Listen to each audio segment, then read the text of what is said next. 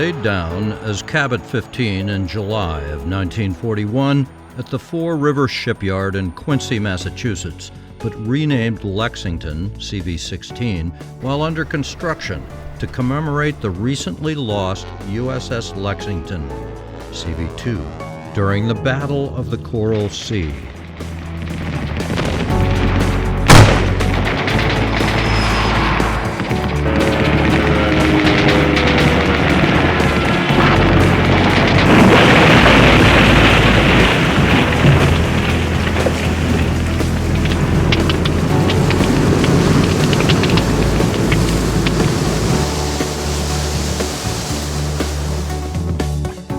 The aircraft carrier Lexington CV-16 participated in almost every major World War II naval campaign in the Pacific from 1943 to 1945.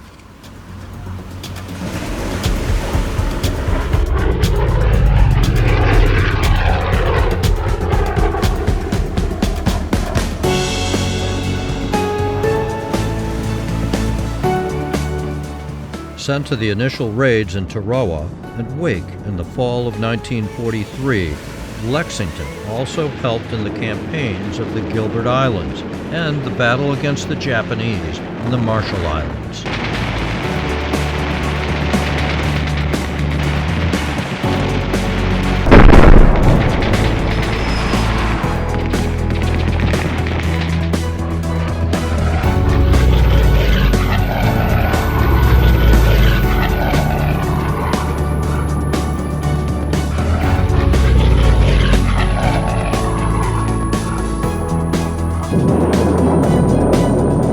In December of that year, the ship was hit by a night attack, forcing her to return to the shipyard for 2 months of repairs.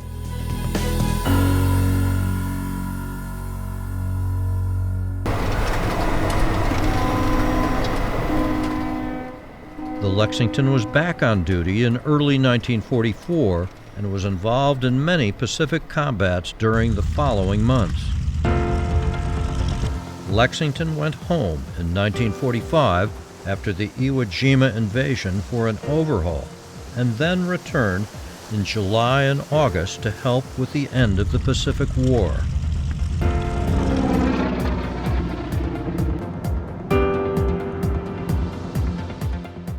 It is a highly decorated warship receiving numerous citations acknowledging her exemplary service. As an Essex-class carrier, Lexington is important for illustrating the development of aircraft carrier design, the refinement of multi-carrier operations, and the integration of aviation as a primary strike weapon in naval strategy.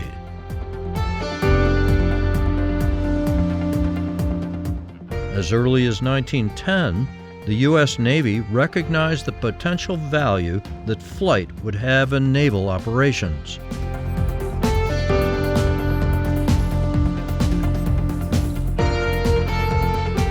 The possibility of using planes as naval strike weapons did not begin until the 1920s, when aircraft capable of performing heavy bombardment against land or sea targets were built.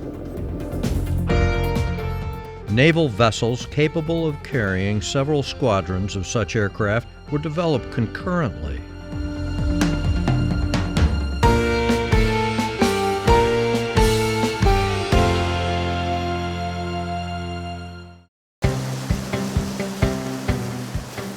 A total of 26 Essex-class carriers were ordered by the Navy between February 1940 and June 1943.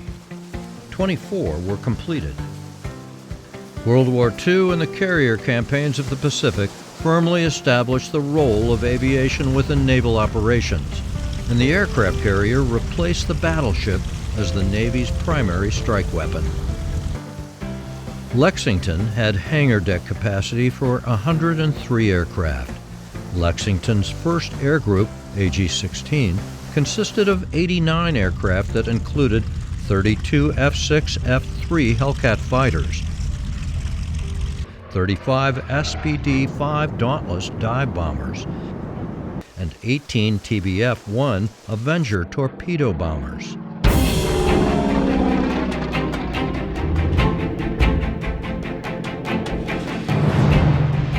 Her planes destroyed 372 enemy aircraft in the air.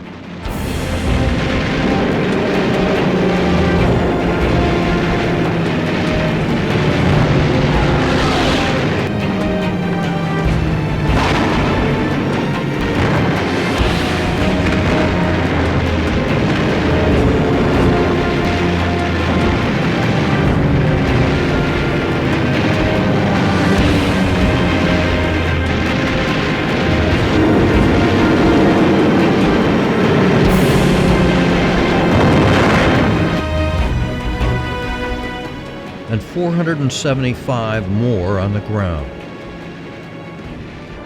She sank or destroyed 300,000 tons of enemy cargo and damaged an additional 600,000 tons. The ship's guns shot down 15 planes and assisted in downing 5 more.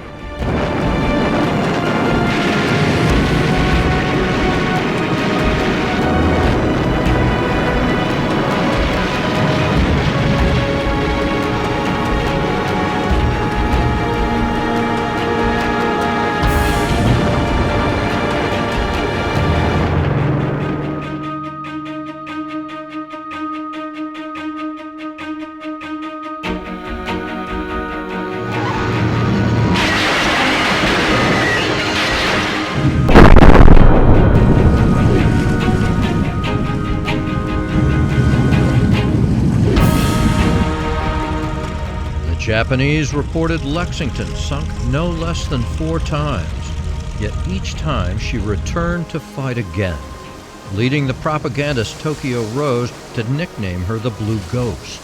The name is a tribute to the ship and the crew and air groups that served aboard her.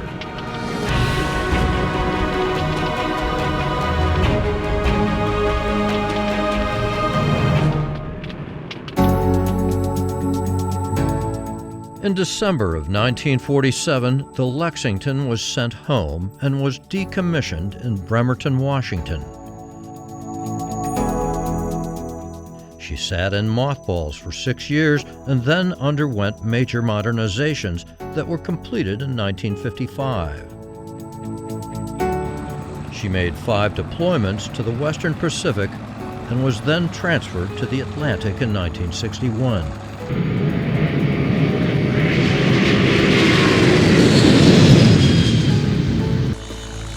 Lexington marked her 200,000th arrested landing in October of 1967.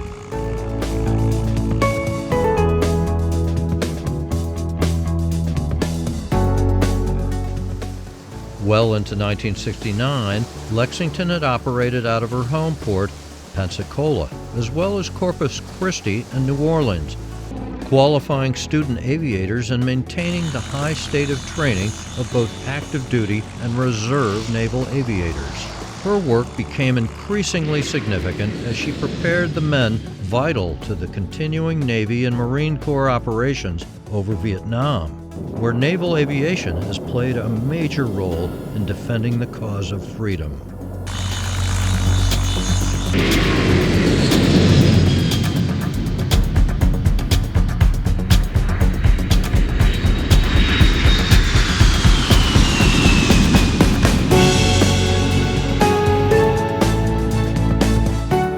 In 1980, the Lexington became the first aircraft carrier in U.S. naval history to have women stationed aboard as crew members.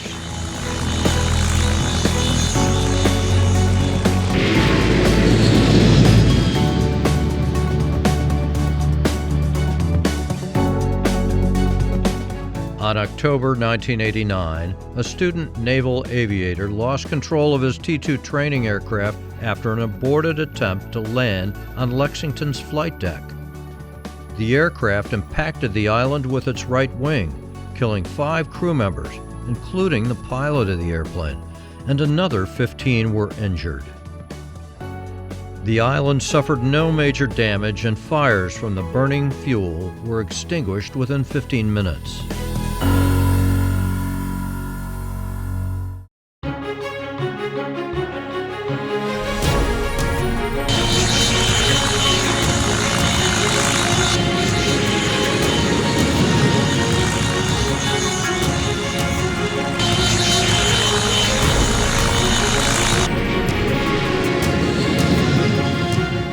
So now you might want to understand aircraft carrier operations a bit more. Well, just imagine that it's a busy day and you shrink San Francisco Airport to only one short runway and one ramp and gate. Make planes take off and land at the same time, at half the present time interval, rock the runway from side to side, and require that everyone who leaves in the morning returns the same day. Make sure the equipment is so close to the edge of the envelope that it's fragile. Then turn off the radar to avoid detection, impose strict controls on radios, fuel the aircraft in place with the engines running, put an enemy in the air, and scatter live bombs and rockets around. Now wet the whole thing down with salt water and oil, and man it with 20-year-olds, half of whom have never seen an airplane close up. Oh, and by the way, try not to kill anyone.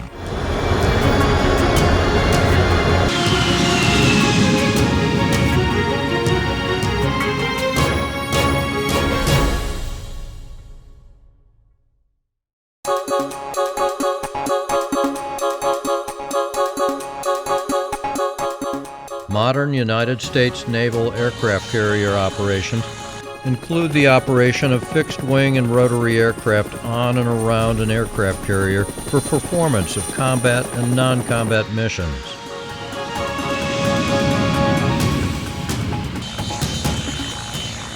The flight operations are highly evolved. Today's aircraft carriers are the centerpiece of America's naval forces, the most adaptable and survivable airfields in the world.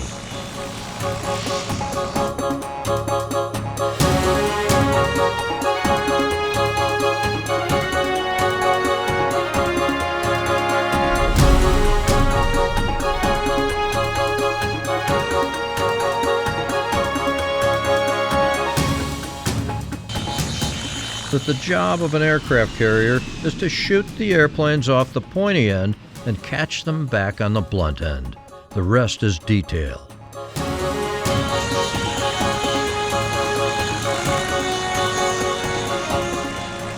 Landing on an aircraft carrier is the most dangerous thing you can do in all of aviation. That's across civil and military.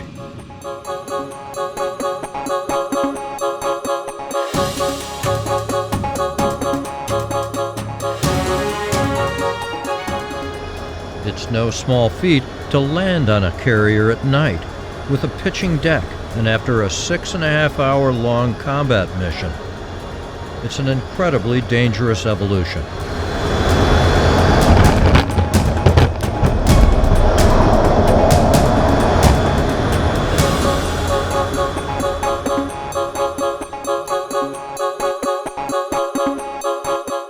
Today's guest panel all have worn the wings of gold and are considered by many to be the best in the world.